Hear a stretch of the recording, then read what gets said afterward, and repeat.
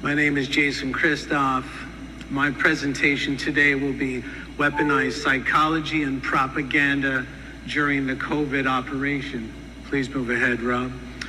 The first psychological weapon used against the public during COVID was confusion. Next slide. Confusing a targeted audience is one of the necessary ingredients for effective mind control. This from Dr. Yus Merleau. He was a behavioral modification expert. Confusion sets the subconscious into believing it lacks clarity, believing itself unable to make logical decisions. Therefore, our neurological system finds it safer to outsource personal authority and decision-making to external third parties when confused. Next slide. As you can see in this diagram, destructive interference, opposing beliefs cancel each other out energetically, causing a flat line and a cessation of thought. That means if you're in the ruling group and you can confuse the group you're ruling, you can stop them from thinking, and then you will be able to manhandle them psychologically at will. Next slide. This is confusion examples launched at the public during COVID. Gyms were closed during a declared health emergencies. Yet, liquor stores, fast food restaurants, weed shops in Canada, and junk food corner stores were open for business. You weren't permitted to bring your own grocery bags from home to the grocery store, yet you were permitted to wear your clothes to the grocery store, which also came from home. Next slide. You had to enter a restaurant standing, wearing a mask, yet when you sat down, you could take the same mask off and then the mask back on when using the toilet. Doug Ford's medical advisor, Dr. Yaffe in Ontario, Canada, declared that testing teachers daily for COVID wasn't being done because the test is unreliable 50% or more of the time, yet the same testing was deemed mandatory and essential by the same government for many other sectors. Were you confused?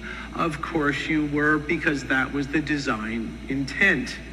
Dr. Fauci proudly declaring at the beginning of the pandemic no masks were necessary, then one mask, then two, then none if you complied, then all back on regardless of your vaccine status, then magically masks did not matter. Big box stores all open, local businesses closed, vaccines were declared safe and effective, but vaccine makers insisted that they hold no legal liability for death or injury from those safe and effective vaccines. News anchors parroted key phrases like trust the science, yet the science to be trusted was never displayed, and anyone asking to verify the science was attacked and told they were anti-science. Pfizer even petitioned the US government to hide their vaccine safety data for 75 years. Nothing says safe and effective more than hiding your own safety data for more than 7 decades. If someone died or was injured within 14 days of taking any COVID injection, that death or injury was listed as occurring in the unvaccinated. All that while VAERS data indicated that the vast majority of deaths and permanent injuries occurred within 72 hours of the COVID injection, and that would be deaths and injuries in the unvaccinated. Some strip joints were providing free lap dances if patrons submitted to the COVID jab, while churches were forced to close.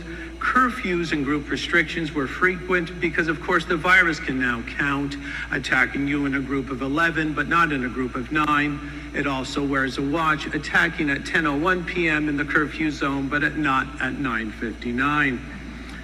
Elected officials deferred to non-elected experts, bypassing the very foundations of our democracy. Were you confused? Of course you were. That was the designed intent. We regressed into taxation without representation. Experts were unwilling to discuss and debate what they claim expertise in. Many doctors, judges, police, military, lawyers, pharmacists violated their patient-citizen protection oaths because of large payouts to do so. Multi-gender programming erupted, plus men started to dominate female sports and female safe areas. When you're going to weaponize confusion against the public, you pile it high and wide. Vows made to protect grandma were widespread as grandma was being mistreated, disrespected. abused and even medically euthanized. Measures said to, go ahead, Rob. Measures said to protect lives, obviously destroyed lives, communities, and our collective humanity. Local businesses in Ontario, Canada were eventually made bankrupt and closed via the, wait for it, Reopening Ontario Act, a very clever use of Orwellian doublespeak, an aerosolized viral pathogen that could take people down at will, like a well-perched assassin, could only be tested for by driving a swab deep into the nasal cavity. If the extremely dangerous pathogen floats in the air, why can't we breathe on the swab? Well, that's because confusing a targeted audience is one of the necessary ingredients for effective mind control. Psychological weapon number 2, hurled at the public during the COVID operation, was group pressure. If we understand the mechanism and motives of the group mind, is it not possible to control and regiment the masses according to our will without them knowing it? This is from Edward Bernays, otherwise known as the father of propaganda. Human pressure to fit into the herd is genetic, a safety mechanism which operates outside our control, much like how a cut heals itself. We're designed to seek safety in the bigger group. We're designed to feel afraid and vulnerable when we believe we're in the smaller group. We seek safety first, not happiness, nor logic, nor rational analysis of our problems. This is Justin Trudeau's famous small fringe minority speech. If we look at it together, we can look for the weaponized group pressure psychology hurled at the public. Let's read it together. It's important to underline that close to 90% of truckers in this country are vaccinated, like close to 90% of Canadians. Canadians have stepped up to protect each other, our frontline workers, to protect our elders, to protect our youth. And the overwhelming majority, close to 90%, have done exactly that, got vaccinated.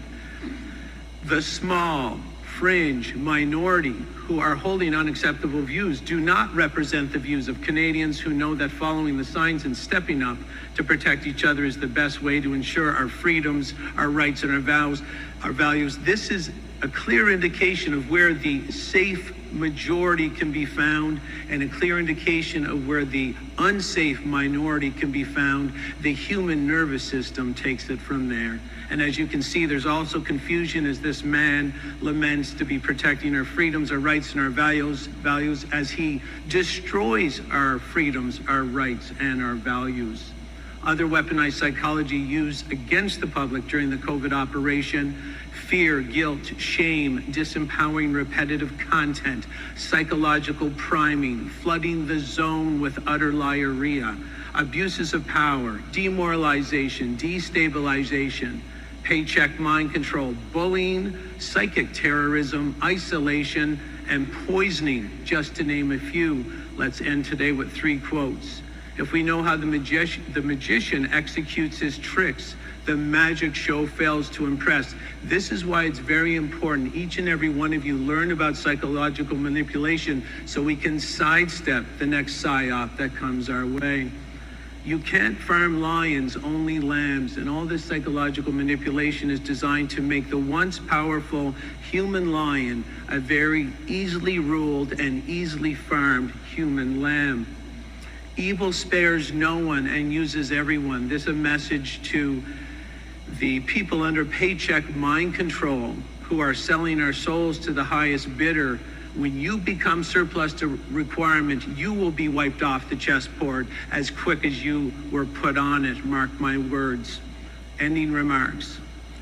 It is time we all lead with morality and ethics once again. It's time each person dedicate on a personal level to the founding principles of our great nations. I have a dream to see justice, morality, and ethics fly high over all our lands once again. It is time to level up, adult up, power up, and lion up. The great lion in all of us sleeps no more. I believe in each and every one of you. It's time we all bring the light back.